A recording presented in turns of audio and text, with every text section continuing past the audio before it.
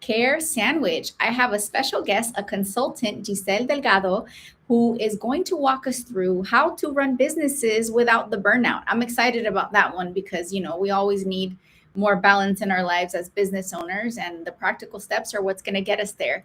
Before I bring her onto the virtual stage, I'm going to have you watch this video to remind you what Care Sandwich is all about.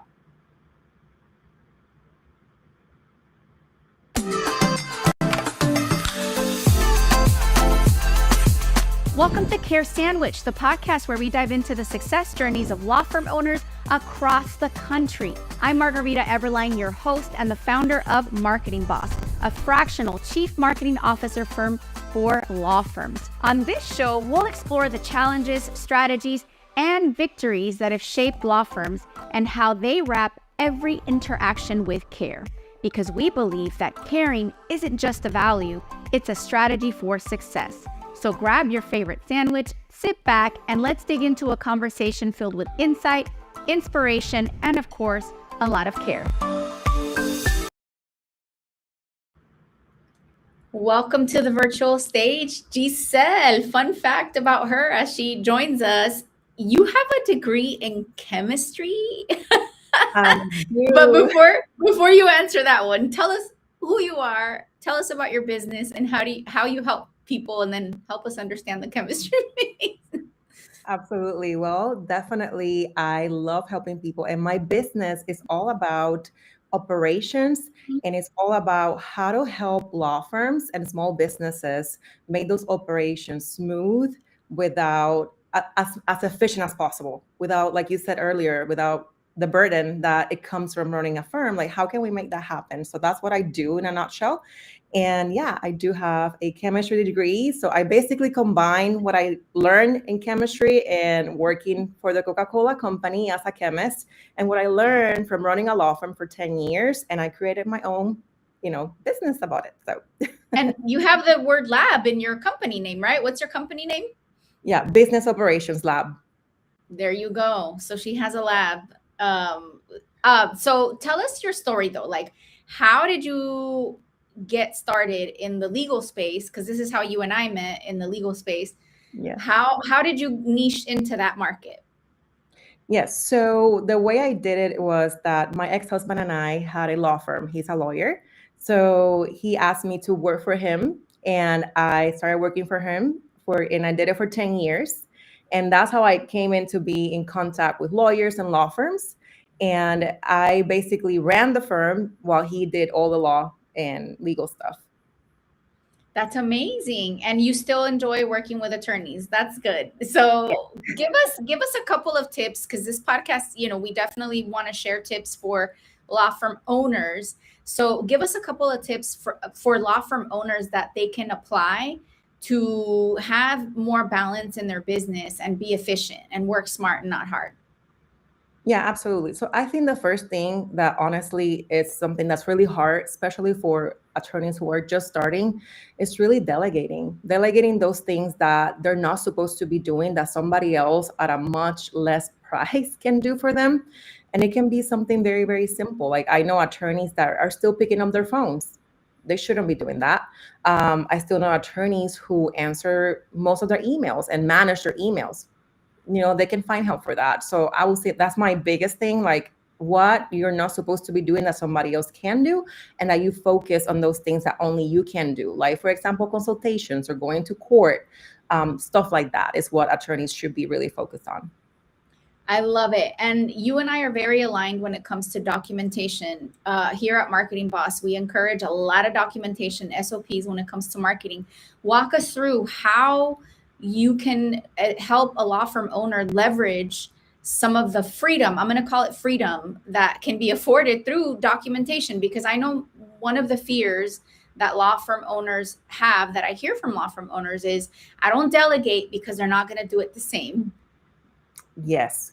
And I get that a lot too. I've worked with a lot of attorneys, and what I tell them about delegation, it's just not telling people what to do, but you have to train them.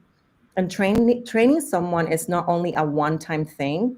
The way you properly train someone is, first, sure, like, make sure that you sit down with them and you run through the process. It should be written. It shouldn't be just coming from words. It should be in a document.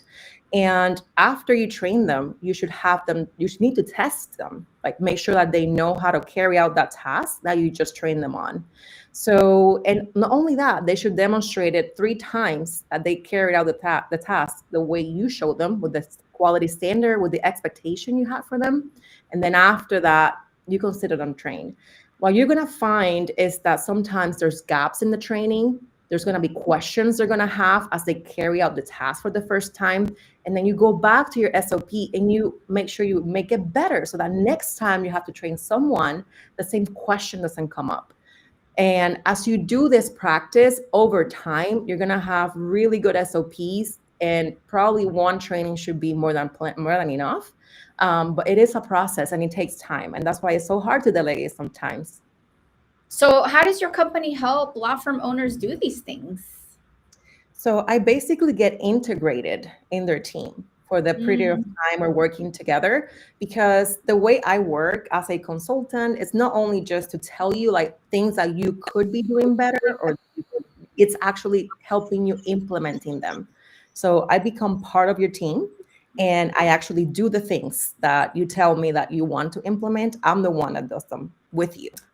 That sounds magical, because if I'm a busy attorney going to court and dealing with all the stress that just comes with being an attorney and law firm owner, that sounds magical to me. Because so how can people get a hold of you to learn more about your services? Absolutely. They can email me. I can put my email in the chat. I have a website too. They can go there, businessoperationslab.com, and they can schedule a consultation with me. It's free, the first consultation. So they don't lose anything, just to explore if there's anything we can do to work together and help.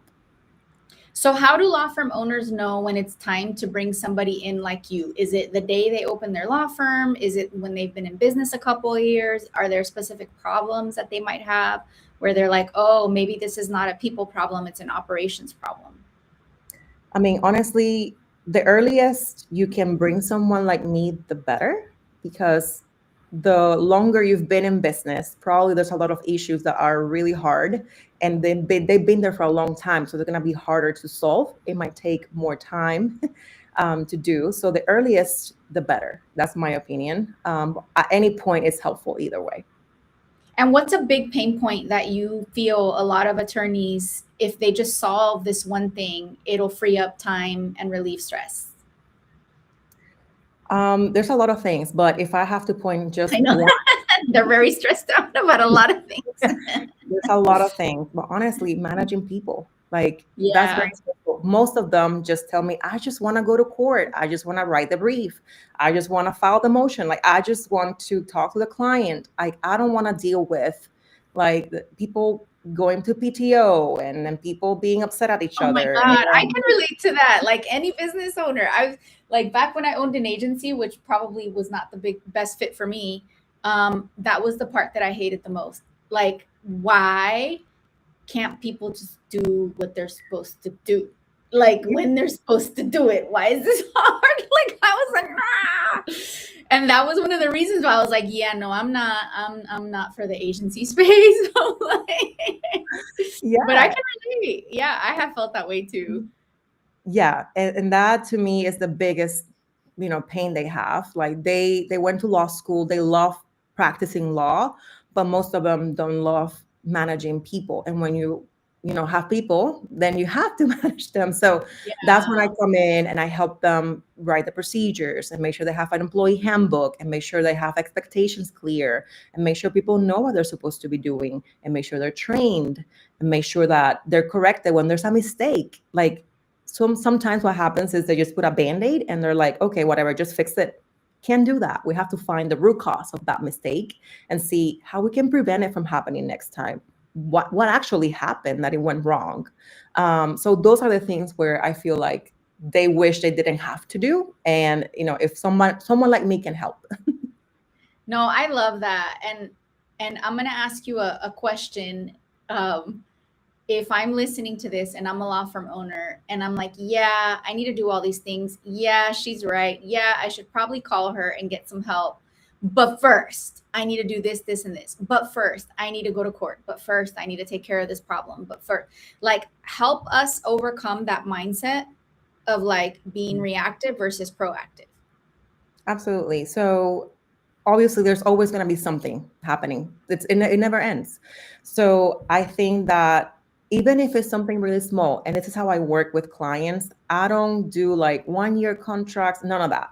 I do projects, small things. You need to hire someone in the next month, just hire me to hire someone for the next month. And Okay. when I do that, I go ahead and write down the procedure on how I did it. So that way, your result is you're going to have someone hired, but also you're going to have the procedure on how to do it in case you can do it next time and you don't have to hire someone like me. So I don't only do the work for you, I set it up so that you are ready to go next time you have to do it. And we do it by chunks because it can be really overwhelming. Operations is huge. There's a lot of things that go into it. And I prefer to work in small pieces than in big chunks because it will help Right. with the progress, I think, in my opinion. It's December, and maybe this is why my brain is going there. I'm interpreting it like if you're going to start a workout plan, right? You start off with a 30-minute workout, right? And then you build up from there because if you think through oh my God, I have to lose 5 pounds, 10 pounds, or improve my muscle, it can get overwhelming and feel like you're never going to get there. And I think it gets really easy to procrastinate when you're like thinking through, oh my God, I'm here and I want to get here. Let me just wait until I'm ready, wait until I'm ready, wait until I'm ready. But what you're saying is it doesn't have to be all or nothing. You can Right. start with one big pain point, reach out to you, get started, and then go from there. This is amazing. What piece of advice would you give to somebody that is in a 10-year maybe law firm where they've just done it a certain way?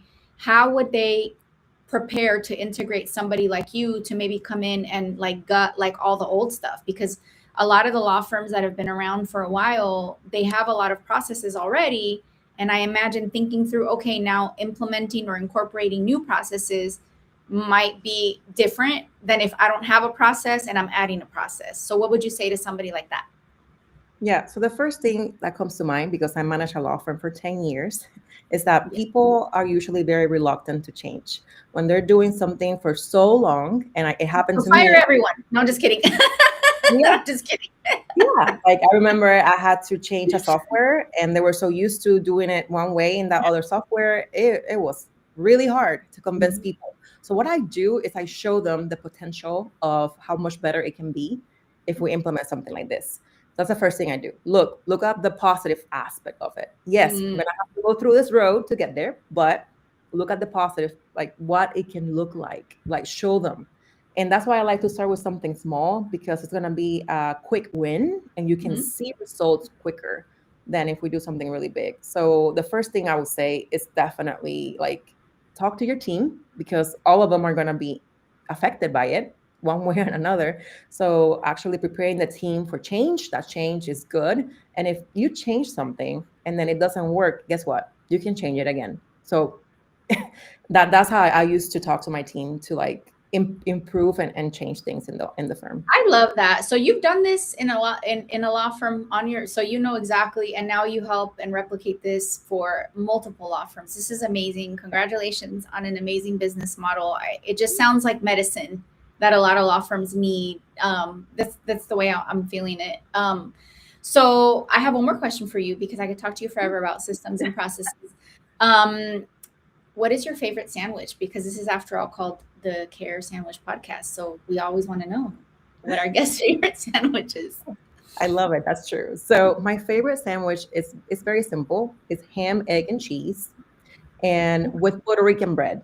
That's it. Nice. So you're Puerto Rican.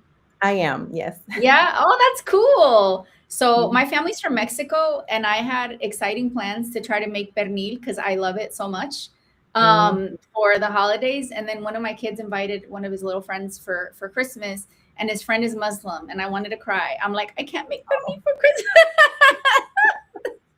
Oh my Anyway, God. fun fact. But this has been great, Giselle. So if people want to get a hold of you, we've got your email. We'll go ahead and put that in the description with the podcast notes. Oh, and there it is on the screen. Please send her an email, get started with one project and go from there.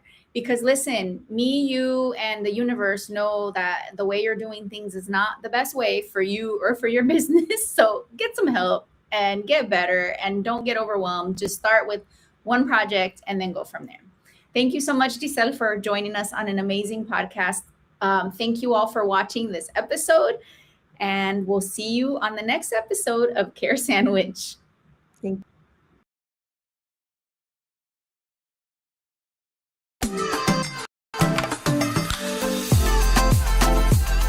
Thank you for joining us on this episode of Care Sandwich. Remember, the way we care for our clients, our teams, and ourselves can make all the difference in our success. Until next time, keep caring, keep growing, and I'll see you on the next episode of Care Sandwich.